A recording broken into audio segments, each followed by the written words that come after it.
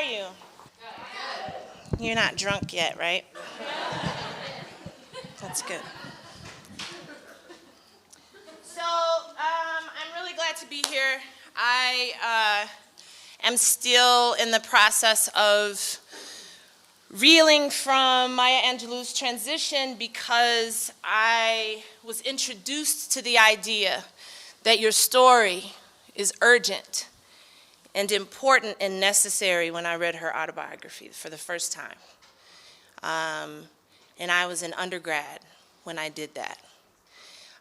The idea that because she was violated, because the man who violated her was killed when she told her family what happened to her, she translated that into, my voice killed him.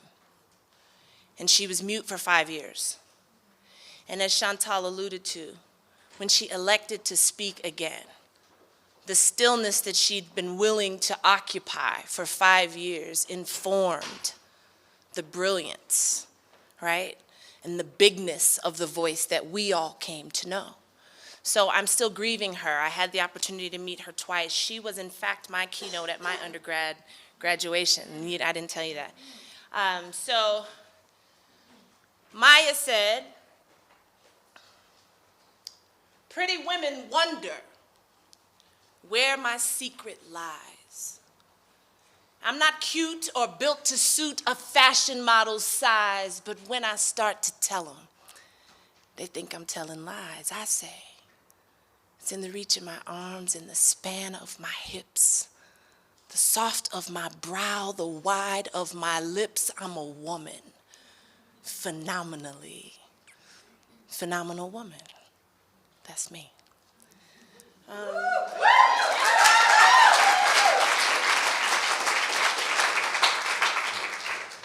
So I'm gonna stay within the 15 minutes. That's what the hell I'm gonna do.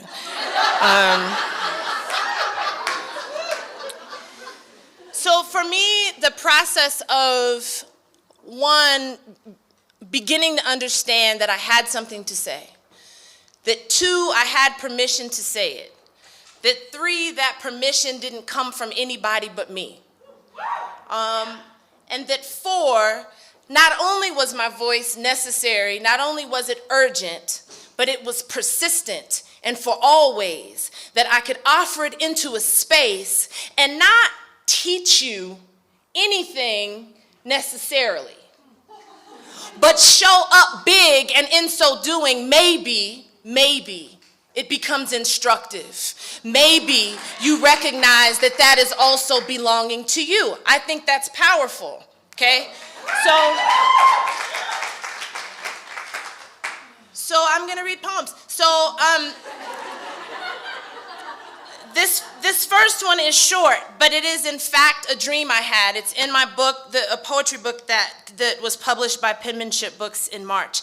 Because I had a dream about my little girl self, the one who did not yet know the full utility of her voice, the one who was scared to tell the truth, the one who was always running from her experiences, the one who didn't know that she was supposed to have authorship over her life.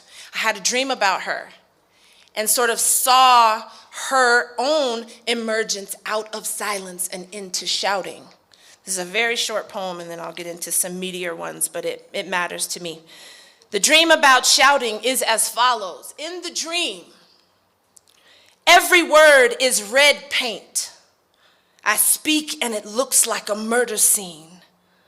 They try shutting my lips with caution tape, but I am burning my mouth down. It's gonna come back to me, a new thing.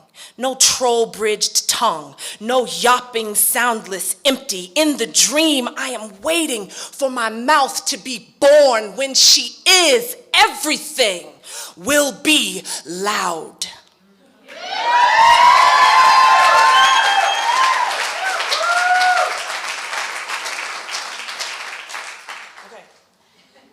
So I come from women who are regal and noble and supernatural, whose spines are always straight, whose legs are always crossed, who they're never profane, ever, but certainly not publicly. They're magnificent and coquettish and groomed in traditions of, being a debutante and being elegant, and I am none of that shit. And as a little girl, being in this family of women constructed that way, right? I thought I was doing womanness wrong, that there was something flawed about how I showed up in the world. The feminine template for me happened first through my mother, who is gentle and wonderful and nonviolent and always appropriate, and I'm looking at her and seeing her construction and feeling incredibly flawed, because even as a little girl, I didn't reflect much of that back.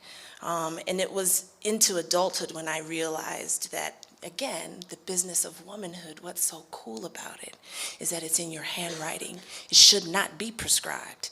So this is a poem that is really a reckoning with the juxtaposition between my mother and myself. Mama, women like you are impossible. There's no template for your kind of red ribbon resilience. My daddy did not have the right circumference to carry you, river woman. You were made of so much marrow. And he's so indulgent in geography, the mud on his boots always looked like departure. I wanted to love you as he should have, to reassemble your bones back into the flesh-born masonry that looked the most like heaven, to genuflect under your apron, swallow the psalms you poured into soup pots. Mama, women like you are mostly mythological, mountain-esque matriarchs whose stories we borrow from to keep some starch in our backs, stars in our eyes. I wanted to watch you swoon and puddle over when somebody who loved you epic brought you close and held you like they knew what you were for. Not the ones you pulled from the wreckage of their mostly titanic lives to cook grits for after sunset, to distract with sweet potato pie. Mama, you are impossibly woman. Your over-muscled grief, steaming in your own blood, the hooks of history that hauled you, head down and dripping in the arms you died in. Your resurrection songs lift the sky into my throat. When my daddy left, what color were the moans in your cheeks? When my stepdaddy beat you, what did you do? With the roar in your back, woman, you were bone and tidal blood, making biscuits in the morning. I have never known you to bleed out loud. The clenched-knuckled wailing that never made it past your ribs. You are every yellowing page in my notebook. You are all I know about women. I make up stories about the you I find in that one old photo album, every picture frayed at the edge. The wild in your eyes is a perch to fly from.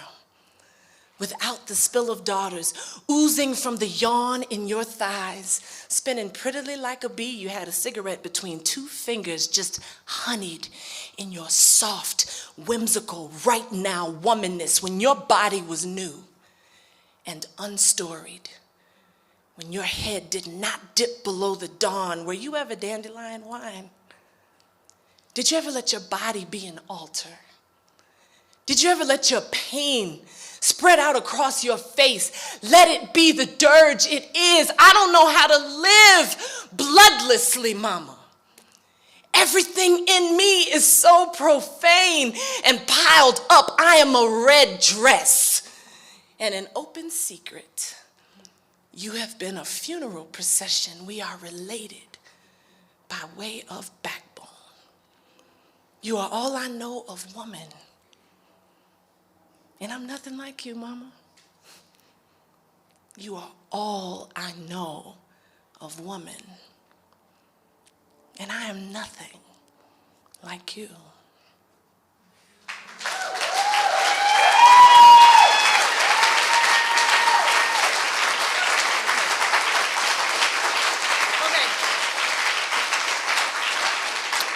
All right, I'm gonna read one more poem. I'm gonna be on time, damn it. So, this necklace and this bracelet has been generously offered for me to model for you. Everyone go, ooh. Mm-hmm. Yes, both pieces are from Ecuador. Threads Worldwide is in the back. They are magical and you should buy some shit because women did all the things. Okay. So, I have one more poem. In order to stay in time. Let me just say this. It is profane. Now, I have a daughter. She's 13 years old. She's taller than I am. She is absolutely persistent in acts of rebellion against me, which does not mean she's a cut-up. It means that she loves pink, loves ruffles, loves skirts, is not interested in athletics, all the shit that I'm not. So, for me, that's rebellious. All right. When she started her period, we all knew it because she walked out of the bathroom and she looked stricken. And I have 4 children. She's my only daughter, 3 boys, my God. So she walks out of the bathroom, she's looking stricken. Her brothers are confused, and I'm like, Naja, what's up? Told me she started her period, she was devastated, lip tremble, whole thing. So her brothers are immediately like, oh. and she was grieving. And I needed to undermine what to me looked like shame right away. And it was familiar shame because I remember being in middle school, having started my period, and the boys found out, and then, there was some shit. So I threw her a period party, and it was cool. And all my friends came, and everyone was dressed in red, and all the food was red, and all the drinks were red, and... and we raised the roof to her shedding uterus. And, it's true. It's really true. It's a good template. Feel free to use it. And so it was working, right? It was working. She was operating in the absence of shame. When I was in Austin, Texas for the Women of the World Poetry Slam this year, I got a screenshot from her. It was a guy on Twitter. And in 140 characters, he almost undermined all that work. So this is my message to him.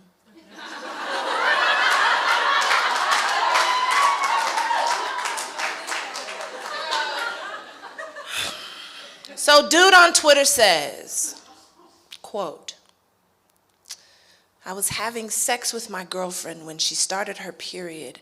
I dumped that bitch immediately. End quote. Dear nameless dummy on Twitter, you're the reason my daughter cried funeral tears when she started her period. The sudden induction into a reality that she would have to negotiate people like you, and your disdain for what a woman's body can do herein begins an anatomy lesson infused with feminist politics because I hate you.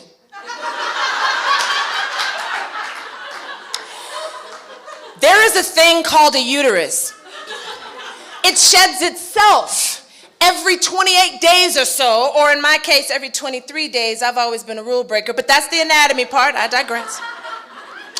The feminist politic part is that women know how to let things go, know how to let a dying thing leave the body, how to regenerate, how to become new, how to wax and wane, not unlike the moon and tides, both of which influence how you behave. I digress. Women have vaginas that speak to each other. It's true. By this I mean, when we're with our mothers, our sisters, our friends, our partners, our menstrual cycles will actually sync up. My own menstrual cycle is mad influential. Everybody I love knows how to bleed with me. Hold on to that. There's a metaphor in it.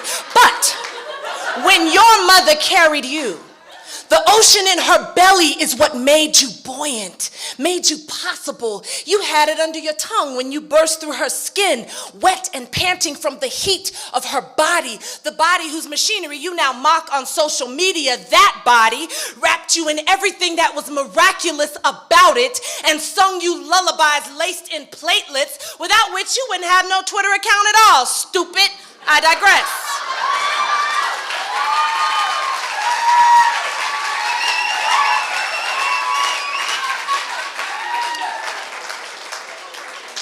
See, women know the world better because of the blood that visits some of us. It interrupts our favorite white skirts and shows up at dinner parties unannounced. Blood will do that. Period. And if you are as unprepared as we sometimes are, it can get all over you and leave a forever stain. So to my daughter, should anybody be fool enough to mishandle the wild geography of your body, how it rides a red running current like any good wolf or witch, well then just bleed. Bleed, girl. Give that blood a biblical name. Something of stone and mortar. Name it after Eve's first rebellion in that garden. Name it after the last little girl to have her genitals mutilated in Kinshasa. That was this morning. Give it as many syllables as there are unreported rape cases. Name the blood something holy, something mighty, something written in hieroglyphs, something that sounds like the end of the world, something with crooked teeth and two fat fists. Just bleed. Name it. Name it for the roar between your legs and for the women who will not be nameless. Here, bleed anyhow. Spill your impossible scripture all over the good furniture and then bleed on everything he loves. Period.